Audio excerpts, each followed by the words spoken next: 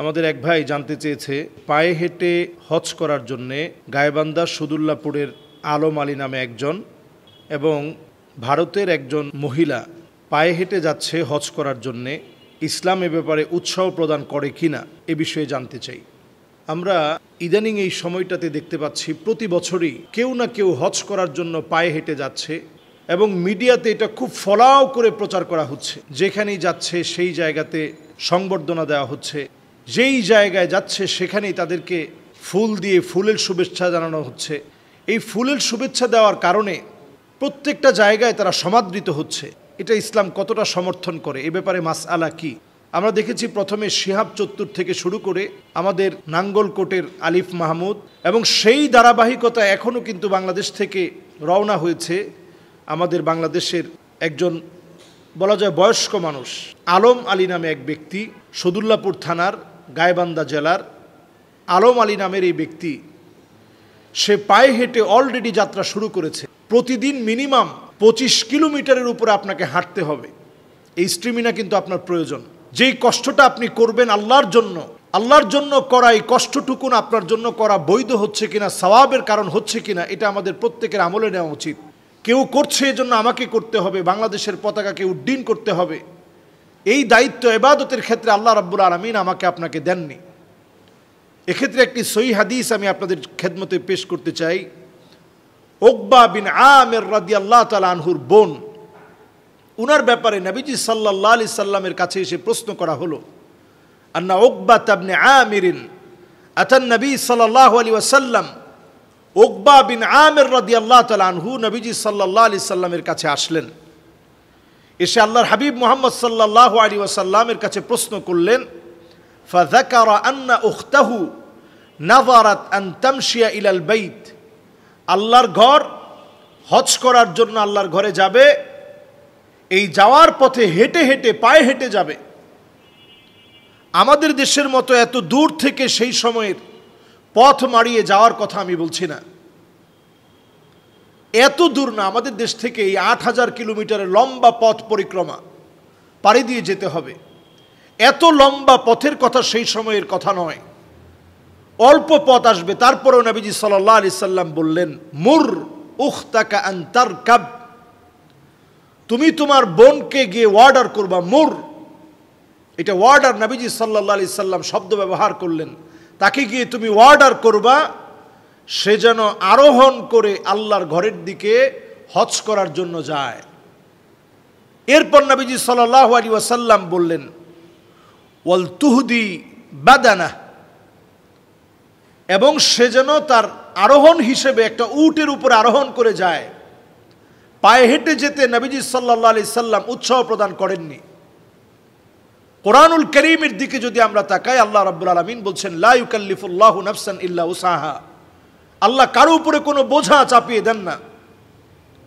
সানা আনসারী নামে একজন নারী মহারাষ্ট্র থেকে সফর করতে করতে সে আল্লাহর ঘর পর্যন্ত যাবে। এতক্ষণ বললাম আমাদের দেশের গাইবান্ধার এক ভাইয়ের কথা। সানা আনসারী নামে যে নারী যাচ্ছে, আপনারা নিশ্চয়ই দেখতে পাচ্ছেন, তার নিজস্ব একটা ফেসবুক পেজ আছে, যে পেজের ভিতরে নিয়মিত আপডেট দেওয়া হচ্ছে এখন কোথায় আছেন, কিভাবে যাচ্ছেন। এই পথ কিন্তু লম্বা পথ পরিক্রমা।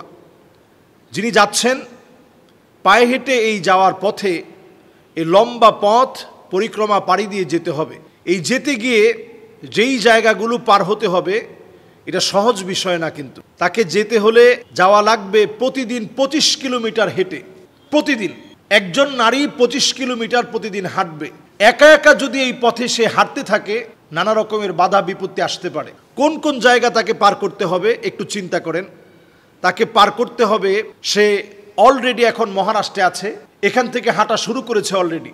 তাকে পার করতে হবে গুজরাট, রাজস্থান, হরিয়ানা, পাঞ্জাবের ওয়াগা বর্ডার পার হয়ে পাকিস্তানে পৌঁছাবে। এরপরে সেখান থেকে ইরান, এরপরে ইরাক, এরপরে কুয়েত পাড়ি দিয়ে পৌঁছাবেন সৌদি আরবে। এই হচ্ছে তার পথ পরিক্রমা। একজন নারী এত লম্বা পথ যদি পাড়ি দেয়, তার সাথে যদি মাহরাম না থাকে, আপনার হজ আল্লাহ রাব্বুল আলামিন কেমন করে কবুল করবে? এই লম্বা পথে আপনি কোথায় ঘুমাবেন?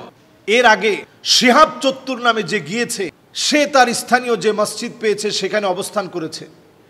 একজন নারীর জন্য এটা কতটা কঠিন হবে চিন্তা করেন। এখন এই বোন তার সাক্ষাৎকারে বলেছে যে আমার মাহরাম তিনি আমার সাথেই আছেন, যদিও তিনি হেঁটে আসেন নাই, তিনি আসবে বিমানে। এটাও নতুন একটা প্রসেসিং শুরু হয়েছে। যখন আপনি নিজে যাবেন, সবাই আপনার প্রতি একটা সৌহার্দ্যপূর্ণ আচরণ দেখাবে, আপনাকে হয়তো হাদিয়া দিবে, উপঢৌকন দিবে, এগুলো সব মিলিয়ে এরপরে আপনি আপনার পরিবারকে নিয়ে গেলেন, তারা হয়তো বিমানে চড়ে যাবে। এই বিষয়গুলো ইসলাম আসলে, যদিও আপনি পায়ে হেঁটে গেলে আপনি নারী হিসেবে এটা আপনি অবশ্যই আপনার মাহরামের প্রয়োজন।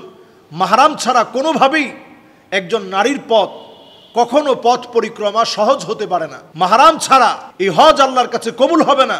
এই জন্য যারাই আমরা এই জাতীয় নিয়ত করতেছি, দেখবেন আগামী বছর আমাদের বাংলাদেশের কোনো নারী সেও সাহস করবে যে আমাকেও হজ পায়ে হেঁটে করা লাগবে। আগে আমরা যেমন দেখতাম বিভিন্ন জন ফেমাস হওয়ার জন্য, গিনিস ওয়ার্ল্ড বুকে নাম লেখানোর জন্য অনেক কিছু করছে, অনেক পাগলামি মানুষ করতো, লম্বা নখ রাখা, লম্বা চুল রাখা, এমনকি মানুষের নিজের গোসল টোসল সব বাদ দিয়ে নানা রকমের একটা উদ্ভট জীবন যাপন করা, এগুলোর মধ্য দিয়ে মানুষ ফেমাস হওয়ার চেষ্টা করত। এখনকার এই সময়ে এসে আমরা দেখতেছি অনেকে ইসলামকে বিক্রি করে, ইসলামকে সামনে রেখে ফেমাস হওয়ার চেষ্টা করে। আল্লাহ রাব্বুল আলামিন হজ তো আপনার উপরে ফরজই করে নাই। যদি আপনার সামর্থ্য না থাকে, সামর্থ্য যখন আসবে তখন আপনাকে হজ করতে হবে। সামর্থ্যের বাহিরে আল্লাহ রাব্বুল আলামিন কারো উপরে হজকে চাপিয়ে দেন না। কাজী সানা আনসারী সহ যতজনই পায়ে হেঁটে এই হজ করার জন্য চিন্তা ভাবনা করছেন, আপনাদের প্রত্যেকের ভাবা উচিত এই কাজটা আমার জন্য এই কষ্টটা সওয়াবের কারণ হবে কিনা। ওমর রাদিয়াল্লাহু তাআলা আনহু খ্রিস্টান একজন পাদ্রীর দিকে তাকায় তিনি কাঁদলেন, যাহারে এই লোকটার এত কষ্ট আল্লাহর কাছে কোনো মূল্য হিসাবে আল্লাহর কাছে গৃহীত হবে না। অনেক সময় আমরা এই কষ্টগুলো করি, এগুলো আল্লাহ রাব্বুল আলামিনের কাছে কোনো সম্মানের কারণ হবে না। এই জন্য এই বোন যেখানেই যাচ্ছে অনেকে তাকে লাল গালিচা সংবর্ধনা দিচ্ছে, এরপরে তাকে ফুল দিয়ে সুসজ্জিত করা হচ্ছে, এবং সবাই দেখা যাচ্ছে যে ছেলে, তার সঙ্গে অনেকগুলো ছেলে একত্রিত হয়ে হাঁটছে। এই সব বিষয়গুলো ইসলাম কিন্তু সমর্থন করে না। এজন্য আমাদেরকে প্রত্যেকটা কাজ করার আগে সতর্ক হয়ে ইসলামের সমর্থন সওয়াবের কারণ কিনা এই সব বিষয়গুলো আমাকে চিন্তা ভাবনা করে এরপরে কাজ করতে হবে। এবং দেখুন, এই মহিলা সাথে একটা ছাতা আর 10 কেজির একটা ব্যাগ নিয়েছে। এখানে তার কিছু কাপড় চোপড়, হিজাব, বোরকা এগুলো নিয়েছে, বিছনার চাদর, সামান্য কিছু খাবার নিয়েছে। তো এই যে হাঁটার পথে এগুলো কিন্তু যথেষ্ট হবে না। বিভিন্ন জনের বাড়িতে যাওয়া, এটাও যে কোনো সময় ফিতনা এর কারণ হতে পারে। আল্লাহ রাব্বুল আলামিনের কাছে আমরা ফরিয়াদ করি এই জাতীয় সকল ফিতনা থেকে আল্লাহ আমাদেরকে হেফাজত করুক। ওয়াসসালামু আলাইকুম ওয়া রাহমাতুল্লাহি ওয়া বারাকাতুহু।